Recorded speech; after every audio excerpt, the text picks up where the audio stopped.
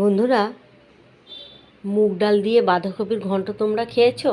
আমরা কিন্তু খাই। কড়াইয়ে তেল গরম করে গোটা জিরে, তেজপাতা, শুকনো লঙ্কা তেলের মধ্যে ফোড়ন দিয়ে দিলাম। তার সাথে কটা মুগ ডাল, 1 মুঠ মতো মুগ ডাল ফোড়নের সাথে ভেজে নিচ্ছি। আর এদিকে বাঁধাকপি কুচি কুচি করে কেটে নিয়েছি, আলু ডুমু ডুমু করে কেটে নিয়েছি, একসাথে ধুয়ে ভালো করে সেদ্ধ করে নিয়ে জল ঝরিয়ে নিয়েছি। ফোড়নের মধ্যে ঢেলে দিলাম, কড়াইয়ের মধ্যে পুরোপুরি ঢেলে নিয়ে ভালো করে একটু ভেজে নিচ্ছি। ভাজা হয়ে গেলেই পরিমাণ করে নুন আর হলুদ দিয়ে দিচ্ছি। এদিকে আমি আদা, কাঁচা লঙ্কা, টমেটো, জিরে একসাথে বেটে রেখেছি।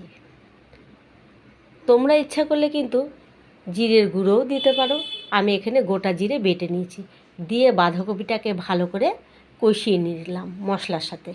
কষানো হয়ে গেছে, পুরোপুরি রেডি হয়ে গেছে।